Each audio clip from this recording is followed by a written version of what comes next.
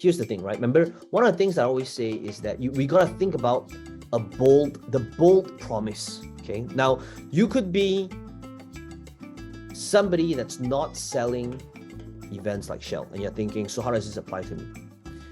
This applies to all of you because whatever it is that we want to do, whether it's selling a low ticket product, whether it's a book, whether it's a free event, we got to think about what's the bold promise, right? What are we promising our audience? If you're looking to increase your conversions from a lead to a buyer, and if you want to be able to do it significantly better, today I'm going to be taking you behind the scenes to a coaching call that I recently did to walk you through the different elements you need to be looking out for if you want to be able to skyrocket these numbers. Let's begin.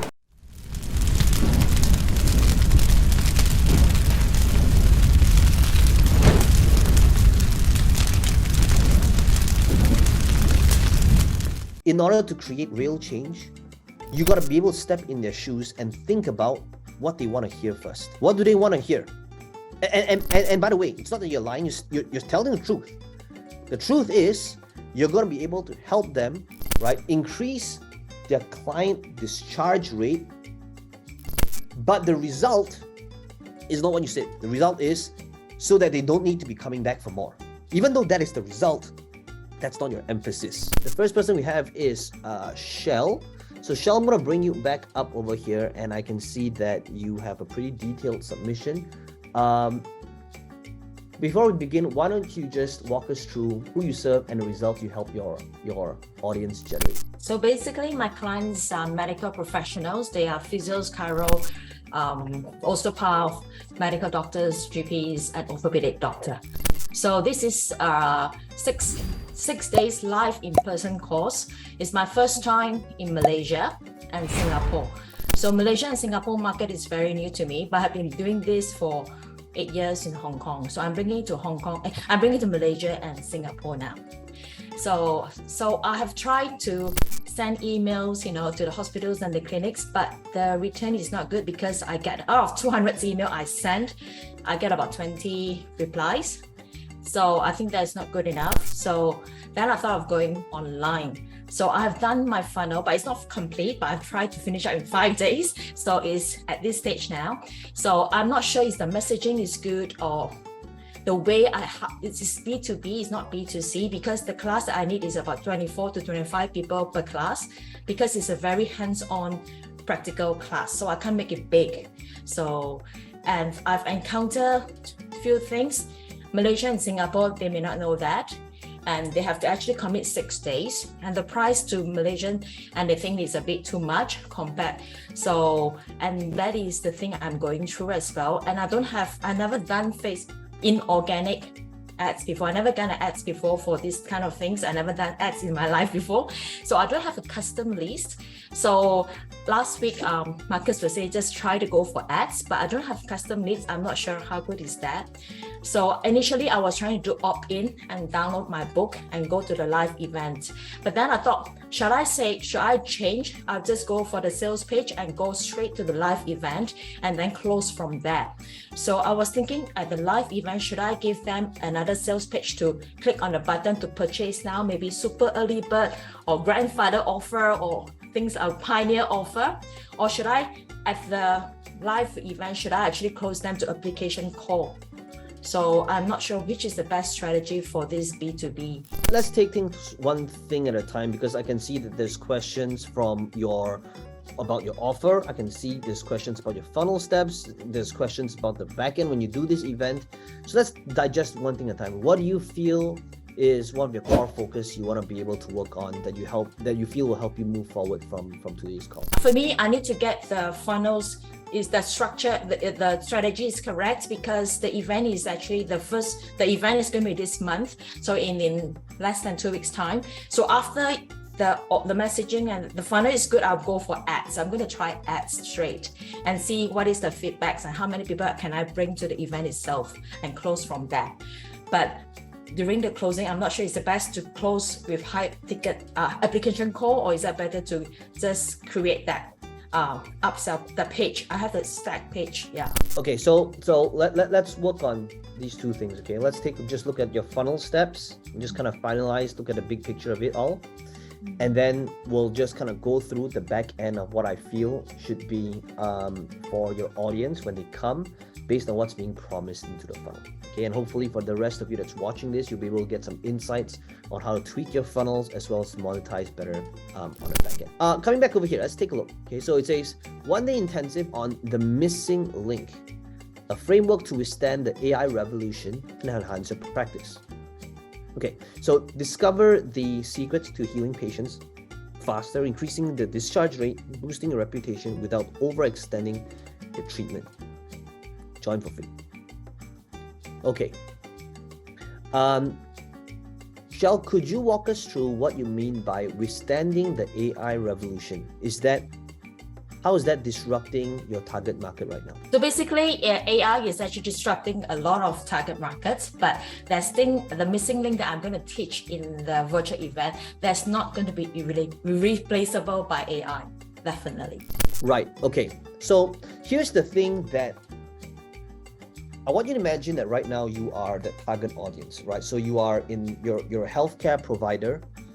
You could be a clinic, a dentist, a small hospital. Who would you say are the top 3 most applicable audience for you right now?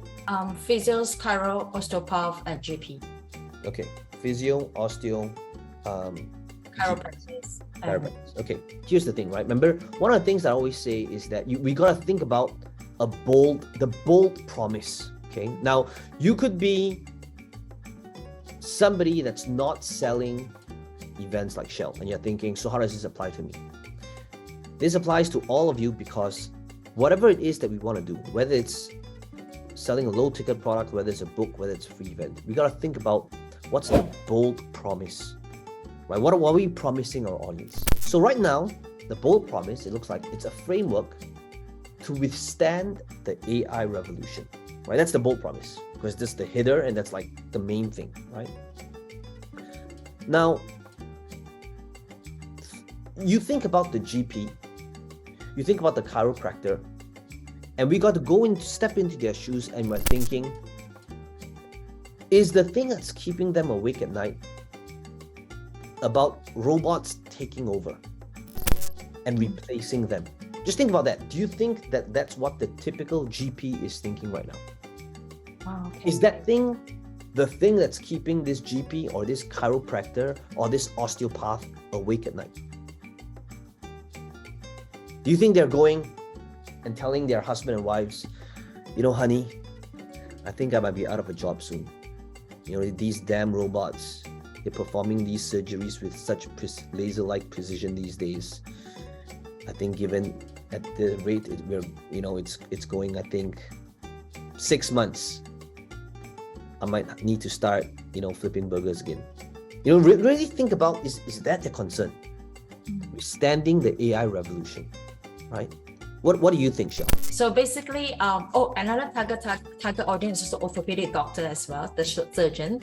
So today, because in medical world, there are many things that are assisted by robotics as well. We are assisted robotic, biomechanical, everything biomechanical from everything. So basically, it actually assists them a lot. So, but sometimes lacking in, I'm actually doing this because I want to upgrade the industry standard that there's still something that the robots cannot do, which is customized, personalized treatment. So it has to be very, it involves emotions, it involves palpations, it involves hands-on. So that is irreplaceable by the robots. So, and I realized in the industry is all the while because they wanted to sell a lot of packages and more sessions. What they do is they use a lot of electric modalities, right? The machines to do that. But those actually is just, you can do quantity sessions with your patients, but it is not very customized, tailor-made. So some of them just buy those, the rich medical people will just buy those machines and then ask the assistant to do it. But they're still lacking the first main thing, which is very customized, personalized, because everybody pains and injuries and are very different because of the human structure that they have and the past medical history. So Shell, pause 1 second. Okay, so what you just mentioned here, this is a great insight. And what we want to be able to do is we want to be able to utilize languaging that shows our audience we understand their wants, needs, and requirement. You see, like what you just mentioned, if a practice has money, what are they going to do? They want to leverage on technology. You just said it yourself. If they have money, they just want to be able to buy the machines and then get people to press buttons, right? That's what they want. So as marketers, as entrepreneurs, we got to identify what do they want to begin with, right? That's what they want. Most people, if they have the money, they will invest in systems and process and machines, and then people to press the buttons and machines.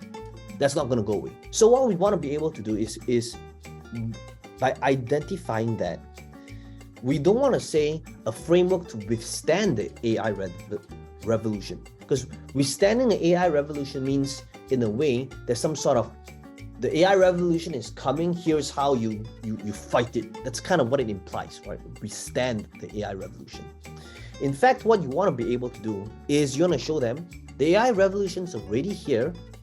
These are the things that you want to be able to incorporate in your business even further, so that you use AI and the human touch hand in hand to propel and drive your business even further. That's what people want to hear, right?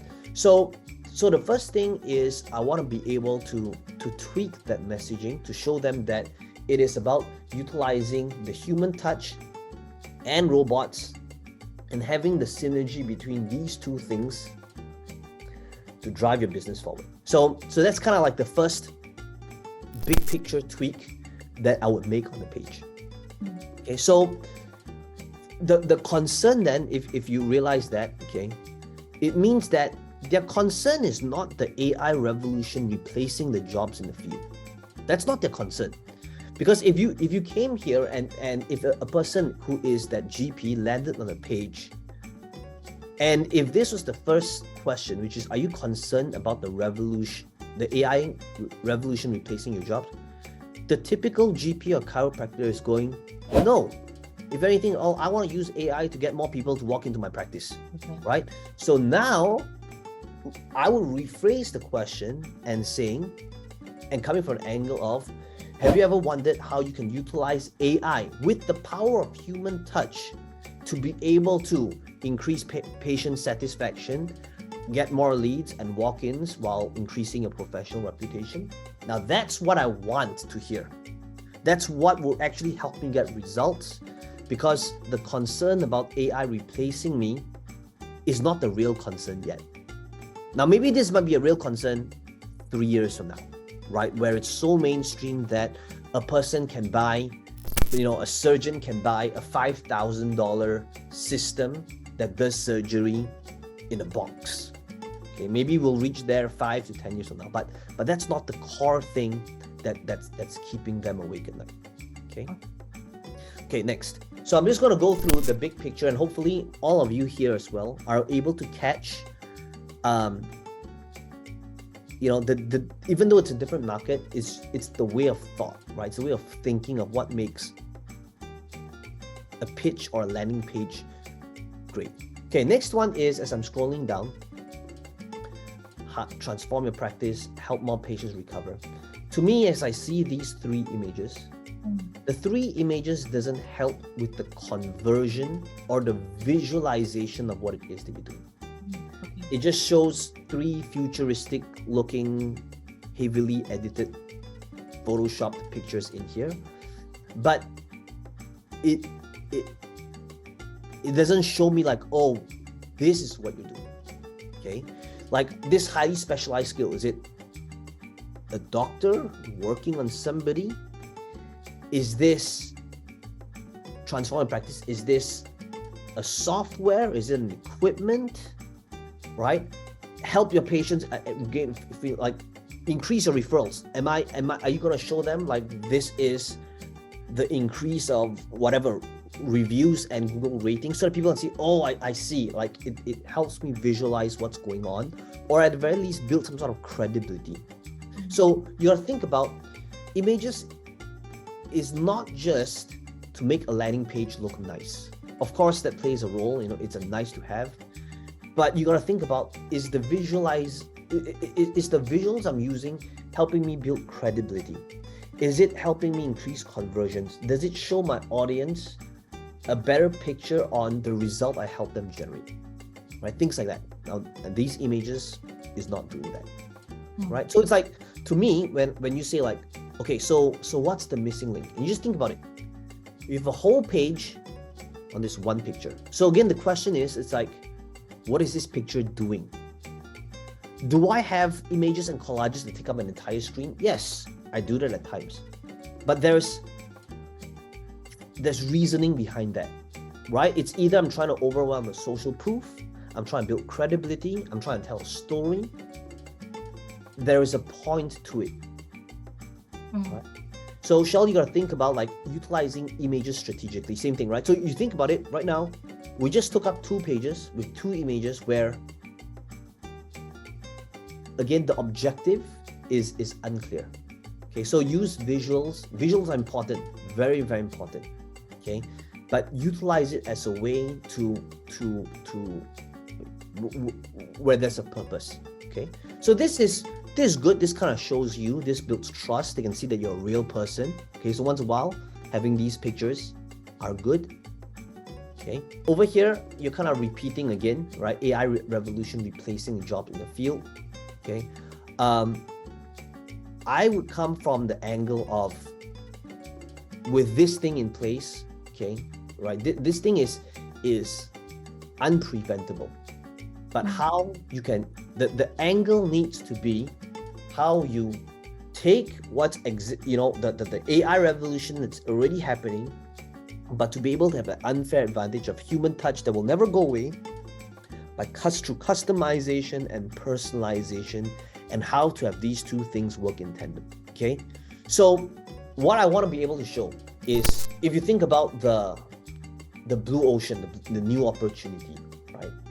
I want you to identify the things about AI that will help them. Go read up, learn about it, and show them that, look, these things is eventually going to replace the human touch. We don't want to fight that. But at the same time, we are still at least a decade away before this thing's replaced by robot, and that's what you want to be good at. And think about what that is. Then when you have these 2 things in tandem, that's when a person's going, oh, this is amazing, right? Because remember, what they want is they want to replace as much as they can with a robot, with a system, with a person that can push buttons, right? That's what they want. Give them what it is that they want. But at the same time, they are also concerned about, well, then why does a person need me? That's when you come in and say, and now that we realize these are the things that we want to automate and systematize with robots and systems and processes, these are the things that will help you become even more indispensable and help you increase your price points and your perceived value and the results you generate if you can do this, right?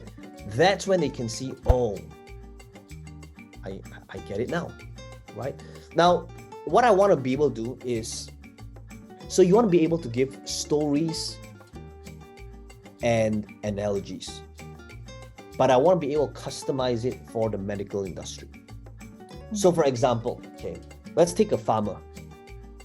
An analogy I could use. So guys, please write down stories and analogies. How can you incorporate these type of conversations in marketing and sales? Okay. So let's say if I want to make this point, it would be like, so think of it as like a farmer. There was a point in time that farmers did everything utilizing manual labor.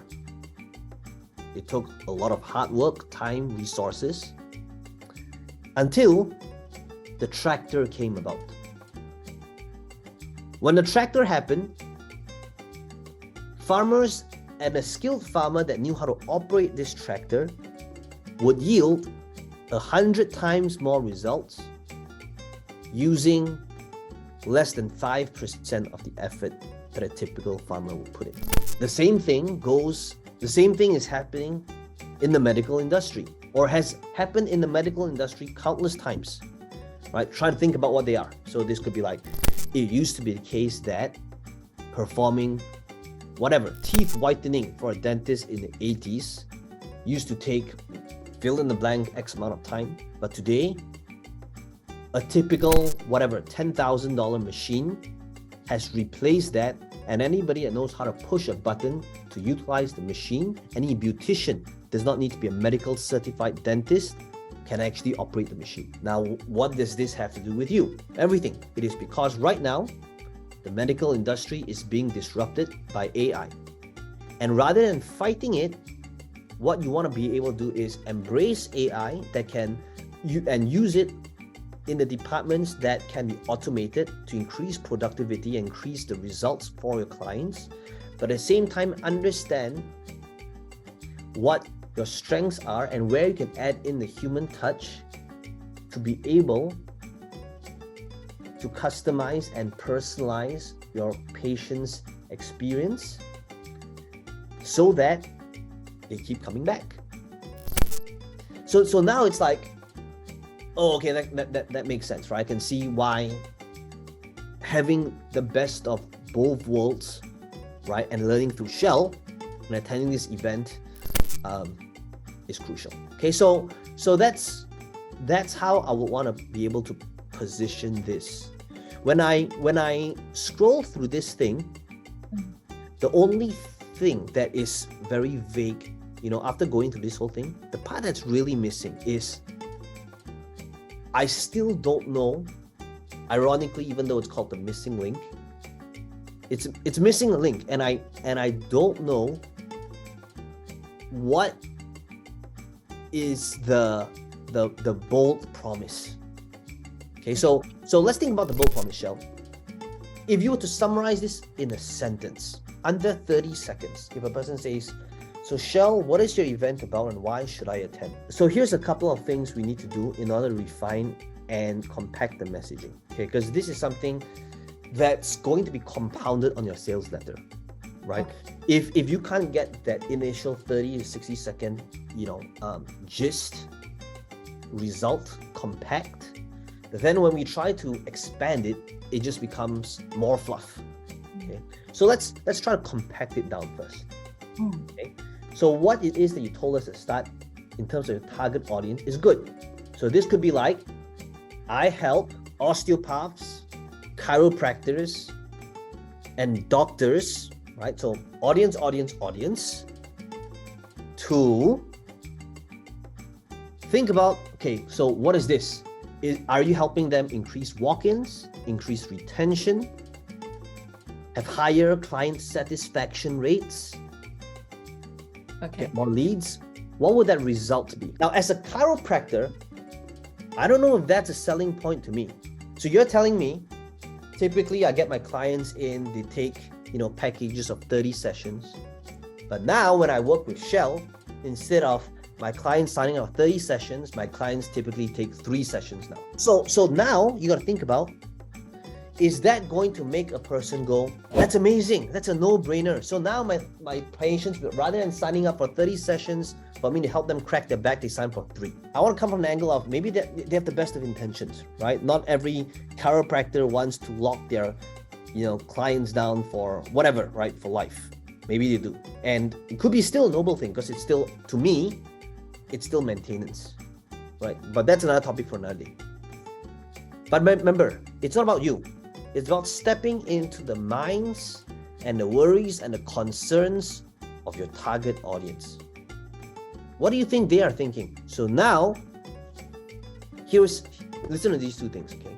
It would be, the first angle would be, here's how you can increase your discharge rate so that your clients do not come back or no longer have the reason to come back as often, right? That's pretty much like the first angle. The second angle would be how to be able to increase your discharge rate so that the time that takes per patient is decreased by 90% and you're able to serve more patients. Now, if you think about it, the 2 promises is the same thing, which is increase the rate of discharge, but they have 2 very different implications. The main thing in the landing page is just to come from the minds of the audience, right? you can see that based on how you communicate, because you have the best of intentions, right? You think that, oh, what I want is I just want to be able to help these, different,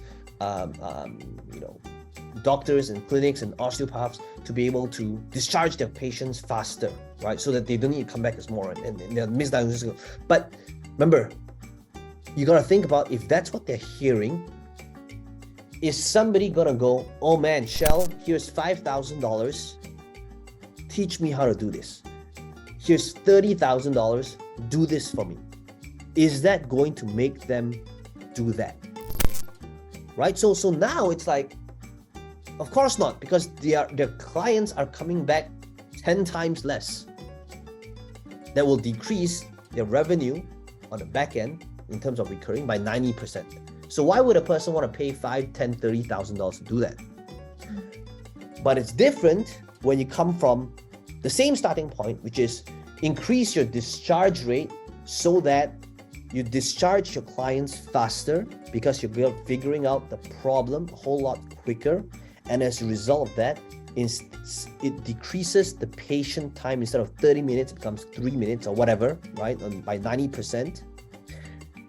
And when you come from so that you'll be able to serve more people, what are you hearing? Oh, that means I get more clients, more walk-ins for the same amount of time, right?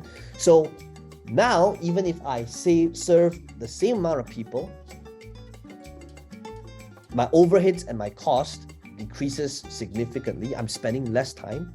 That allows me the option or the flexibility to take on more clients if I choose to, right? So to me, this entire page is about understanding what your clients want, their pain points, what it is that they want to achieve, and restructuring it so that the emphasis is on that. Okay, so now I want you to be able to think about how can you come from an angle so that you're showing the orthopedic, the GP, the dentist that they're helping clients get faster, therefore they're getting better reviews, they're delivering a better result, while at the same time being able to spend less time with them while increasing their revenue, doing the same amount of thing that they're already doing all this while. Okay, that's what people want to hear. You just need to be able to communicate and put emphasis on that. Okay, so next thing is this, right? So it's like unlock a new adaptive treatment that fits snugly into your practice. This patient-focused approach marries the irreplaceable human touch, securing a place in the heart of thriving healthcare practice untouched by reach of AI. Here's the thing about AI and ChatGPT. Sometimes if you don't prompt it the right way, it sounds too fancy, right? Because it's trying to come up all, but sometimes direct response is not about being fancy. It is about coming from an angle that allows your reader to understand, like, oh, okay, that's what it's doing for me, and to be able to relate to it. So while the approach of being indispensable that AI is not going to cover it is a good angle, but you need to dumb it down so that the person understands, okay, that's what secret number 2 is doing for me. So what would that be? So this would be like how to leverage AI while still having the magical human touch, so that you'll be able to significantly increase productivity, but at the same time have that level of customization and personalization where you're taking care of your clients with that human touch so that they come back over and over again, right? That's really what it is. Here's how you go about this, okay? This is back to what I've taught you guys, which is sell people based on what they want, but give them what they need. Okay, so this is the classic example of what I've told you guys about one of the best back in the day ebooks on getting abs called it's not the truth about abs, but it's by Mike Geary. Okay, anyway, so you realize that a lot of it is about the mindset shift, about the choices of their food, and how to get them to think differently about what they put in their body. But if you take a look at my sales page, the emphasis isn't really about that. It is about how I'm going to give you this regime, different sit-ups that you're going to be doing, because that's what people want to hear. Because at the start, if on the sales page I said, when you get this guide, I'm going to show you how you can start looking at, thinking about your diet and what it is that you put in your body. It's too early in the conversation. That's not what people want to hear. They want to be able to hear, so what are the exercise movements that I'm going to be doing? In order to create real change, you got to be able to step in their shoes and think about what they want to hear first. What do they want to hear? And by the way, it's not that you're lying, you're telling the truth. The truth is, you're going to be able to help them, right, increase their client discharge rate. But the result is not what you said. The result is so that they don't need to be coming back for more. Even though that is the result, that's not your emphasis. Your emphasis is to increase your client discharge rate so they can help them faster results so that you'll be able to serve more clients. Because that's what they want to hear. Now, when you are serving them, that is when you can change their mindset and their attitude towards it. But you can't change their mindset and attitude through a bunch of text on the sales page. You can't tell them what it is that you told us, which is coming from the angle of, you should be having the ethics of serving less clients, because at that juncture, that they're not ready for that conversation just yet. What they want to hear is, like what Michelle mentioned, to serve more clients, to get more referrals. Like what Dr. Hilda mentioned, right? To be able to increase client satisfaction and reputation so that they get more leads. That's what they want to be able to hear. And when they come to your thing, your event, your training, that's when you can do whatever it is that you want in order to change their mindset, their behavior, and their attitude and their ethics. I think that, so main thing is, landing page, messaging, make those changes and you'll see a very big difference in your efforts of, converting somebody to register for this event, because the payoff is significantly different. Well, I hope you enjoyed the behind the scenes to this coaching call. If you enjoyed this video, let me know in the comments below what your biggest takeaway is. And as always, be sure to smash the like button. It does help the channel out a little bit. And to subscribe to this channel if you want to be notified of future videos just like this one. Now, some of you asking me, how can I be part of this process? How can I ask you questions? How can I have you coach me or mentor me? We want to make sure that we are working with the people that's the right fit. You'll need to fill up a form. There's a link right below this video. Somebody on my team might give you a call to interview you to see if they're right fit for each other. And if you want to apply and see if you're a good fit, then all you need to do is click on this link in the description box below and my team will be in touch with you.